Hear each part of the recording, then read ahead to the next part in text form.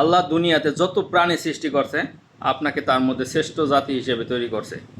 আপনাকে বুদ্ধি দিছে, জ্ঞান দিছে, হাত পা চোখ নাক কান, হিতাহিত জ্ঞান, এমন কোনো সেক্টর নাই আল্লাহ আপনাকে দেয় নাই। কিন্তু তারপরেও কিন্তু আমাদের কিন্তু হিতাহিত জ্ঞান নাই, কোনো কিছু নাই। দেখেন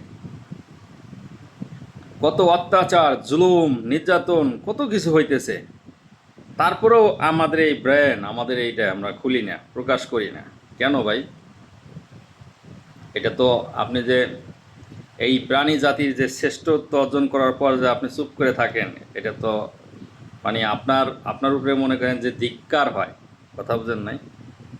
এটা আপনার উপরে ধিক্কার হয় যে মানব জাতির ষষ্ঠ প্রাণী হওয়ার পরও আপনি চুপ থাকেন, আপনি নীরব থাকেন।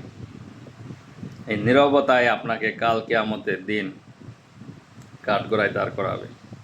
ঠিক আছে? কাঠগড়ায় দাঁড় করাবে।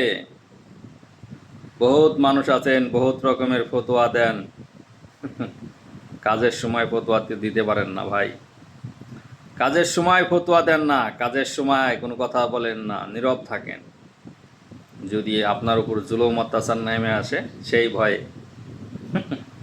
কয়দিন, অল্প কয়েকদিনের জুলুম অত্যাচার নির্যাতনের জন্য যেখানে সারা জীবন নির্যাতন সহ্য করা লাগবে, এমন জায়গায় আপনার আল্লাহ নিয়ে রাখবে। Mind it. এই জুলুম অত্যাচার নির্যাতন বেশি দিন থাকে না। এই পাওয়ার এই ক্ষমতা এটা থাকবে না। দুনিয়াতে বহুত বড় বড় জুলুম অত্যাচারের চিহ্ন আছে,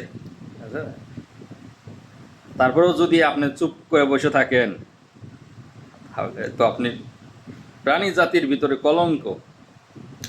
আপনার বিবেক দিছে, জ্ঞান দিছে, কথা বলার শক্তি দিছে, তারপরেও যদি আপনি না বলেন তাহলে সেটা জবাব দিতে আপনার অবশ্যই করতে হবে কাল কিয়ামতের মাঠে।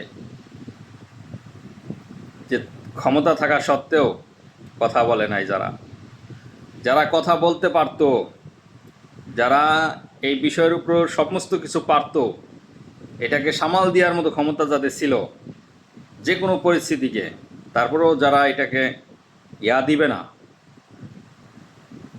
সাপোর্ট দিবে না, কালকে কিয়ামতের দিন তাদেরকে কাঠগড়ায় দাঁড় করাইতে হবে। তারা অবশ্যই কাঠগড়ায় দাঁড়াবে। কথা বুঝতে পারছেন? কথাটা তিতা হলেও কিন্তু সত্য। ঠিক আছে?